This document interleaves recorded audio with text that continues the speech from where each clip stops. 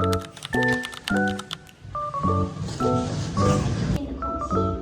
mind the gap between the train and the platform.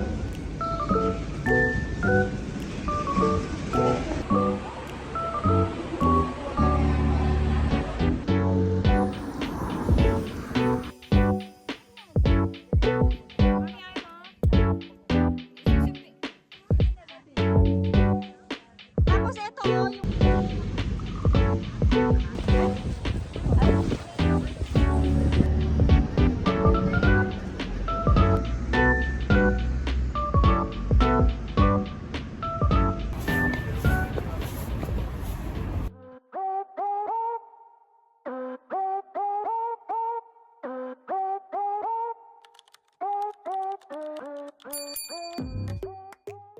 Magandang umaga!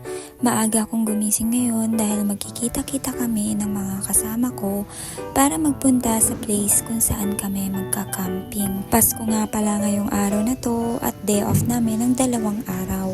Maaga kaming nag-usap-usap na magkita ngayong araw na to para makapunta kami at makahanap ng magandang pwesto dun sa pagka-campingan namin. Ang mga amo ko ay aalis din bukas papunta sa Indonesia. Sobrang lamig ngayong araw na to at medyo maulan pa ang panahon ngayon. Merry Christmas! Hindi ako nakakatulog. Sobrang sakit ng ulo ko. Tapos pagkagising ko, suka ako ng suka. Pero may lakad kasi kami. Tapos nasa akin yung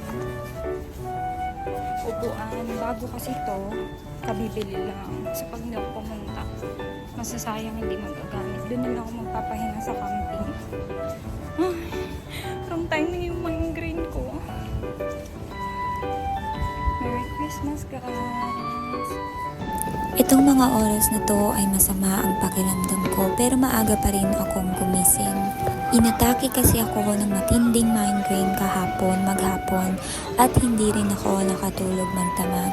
Nag-aalala pa ako kanina dahil nga naligo ako ng puyat nang wala man lang katulog-tulog kahit isang oras. Habang naglalakad nga ako doon papunta sa station kung saan ako sasakay para i-meet ko si Mami ay nagulat ako sa daming tao na sumalubong. Sobrang dami ng tao. Punong-puno yung daanan. Puro taga mainland China yan. Sobrang dami. Nagtataka ako kasi Pasko ngayon at 5:40 pa lang ng madaling araw pero punong-puno na agad ng tao dito sa terminal papunta sa China. Dahil nga taga West Kowloon ako at ang pupuntahan kong place ay Hungham, dito ako naglalakad papunta sa Austin Station para dito rin sumakay papunta sa Hungham. Sobrang dami ng tao dahil pati MTR ay punong-puno na rin agad ng mga pasahero. Makalipas nga ang ilang minuto ay nakarating na rin ako sa destination ko kung saan ako pupunta para sunduin si Mami. Pagkatapos ko ngang masundo si Mami ay dumiretso na agad kami para makasakay papunta dun sa place kung saan kami magka-camping. On the way nga papunta sa Taipo ay napag-uusapan namin kung ano yung mga susunod naming gagawin kapag kumpleto na ang grupo. Dito nga ay nagmamadali na kami dahil usapan namin na kami muna ang mauuna para makakuha kami ng magandang pwesto na pagtatayuan ng aming tent.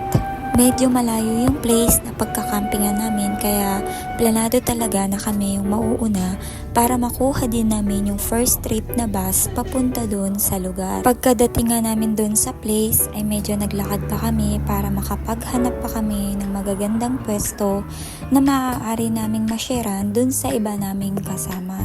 Bali 4 pa lang kaming nauna dito sa lugar kung saan kami magkakamping kaya habang inaantay namin yung ibang grupo sa kanilang pagdating ay itinayo na namin yung ibang tent at inasikaso yung mga pagkain na kakainin namin mamaya sabay-sabay pagdating nila. Medyo nahihirapan pa sila Mami at si ate na itayo yung kanyang tent dahil nga sobrang hangin at sobrang lamig din. Pagdating namin dito ay marami na rin kaming nakitang mga taong nagka-camping at nagluluto ng aalmusalin nila.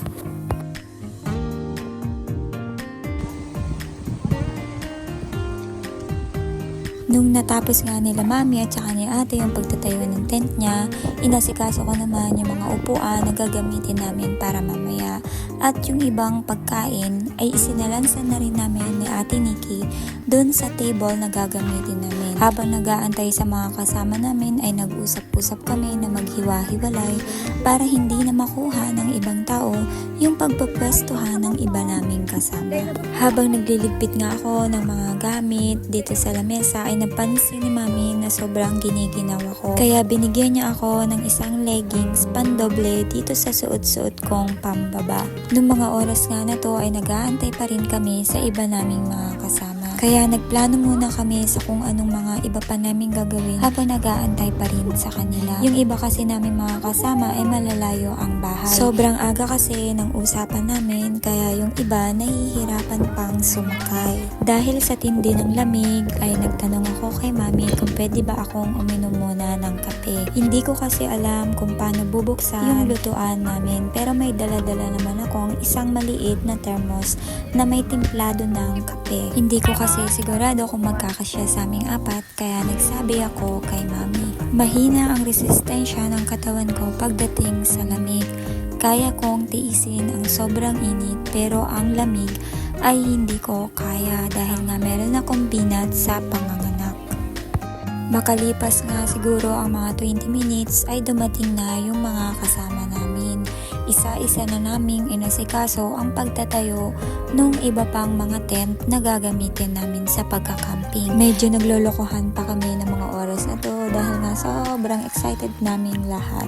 Ako po ay hindi dito matutulog kasama nila. Uuwi ako dahil meron akong amo. Pero aalis naman po ang mga amo ko bukas papunta sa Indonesia. Kaya makakabalik ako at may enjoy namin yung natitirang holiday namin habang andito kami sa campingan. 2 araw naman ang day off namin dahil special holiday ngayong araw na to at saka bukas. Ang kinaibahan nga lang, hindi ako pwedeng matulog dito kasama nila. Kailangan kong umuwi dahil hindi ako pinayagan ng amo kong matulog sa labas.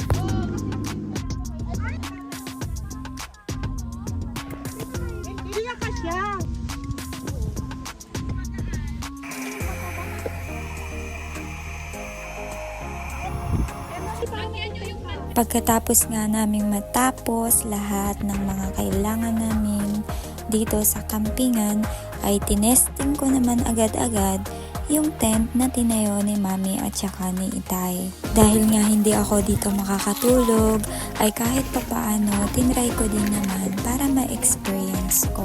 Pagkatapos kong testingin yung tent nila mami at saka ni itay ay lumabas na ako para naman tumulong sa pagbabasta ng kakainin namin sa tanghalian. Habang yung iba naman ay abala sa ibang gawain dito sa kampingan, ako naman ay paikot-ikot at naghahanap kung ano yung maitutulong ko sa mga kasama ko.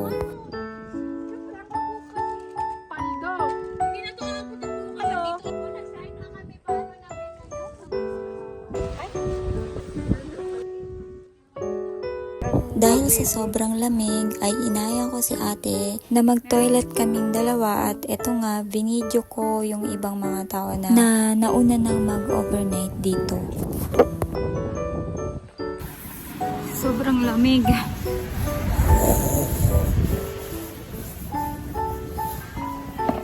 Alam mo, may nag-check na mga pulis dito. Ayun.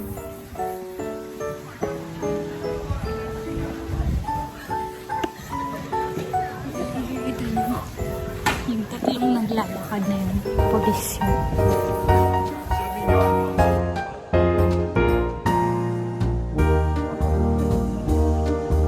Ang dami kasing tao.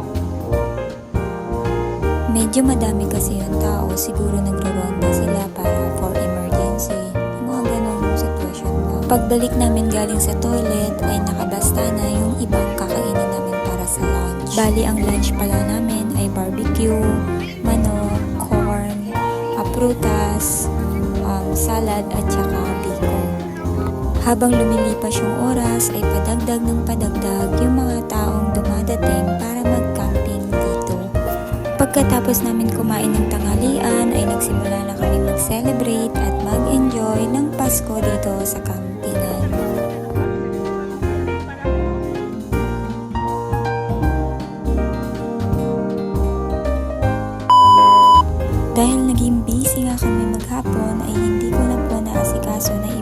lahat ng kaganapan sa buhay namin while nasa camping. So eto na nga po, dahil hindi po ako matutulog doon, ay nag-decide na po kami nung dalawa pa pong kasama ko na hindi rin din matutulog na umuwi na at bumalik na lang kinabukasan. Hindi na nga po pala ako sumakay sa MTR at pagkababa namin galing dun sa kampingan ay nagbus na lang ako para po diretso dito sa lugar namin. Pero dahil nga po iikot pa yung bus sa Chimchachu, ay nag-decide na lang ako na bumaba malapit dito sa Jordan dahil mag-isa na lang din naman ako naiwan sa loob ng bus.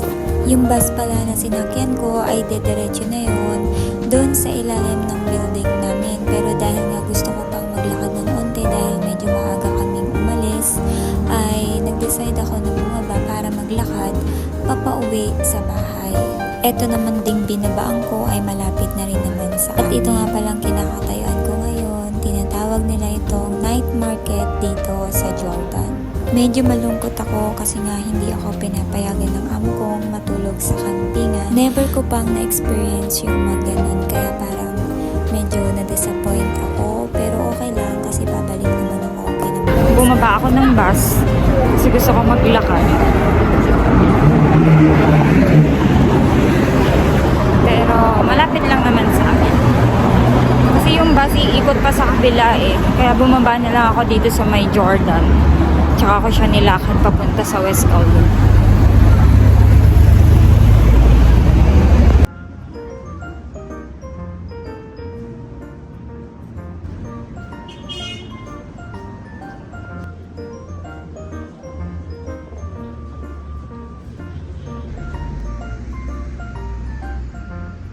So eto na, hindi na ako pumunta kung saan saan. Pagod din naman kasi ako dahil nga wala akong tulog. At saka pagod din dahil nga maaga kaming gumising para bumiyahe, magbasta ng mga gamit, ganun. Kaya habang naglalakad ako, tinitignan ko na lang din yung mga magagandang tanawin na makikita ko. Pagkatapos nun ay dumiretso rin naman ako sa paglalakad para makauwi na rin sa bahay.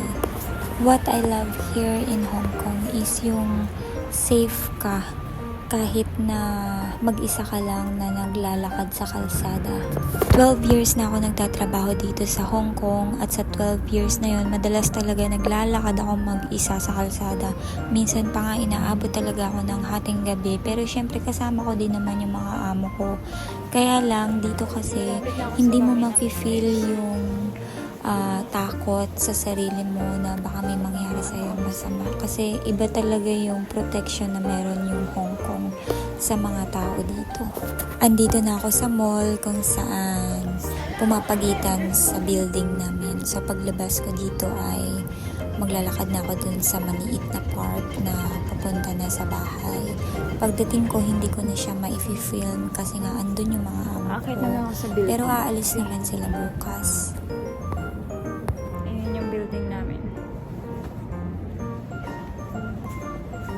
So, ayun na ang buhay ng isang domestic helper dito sa Hong Kong.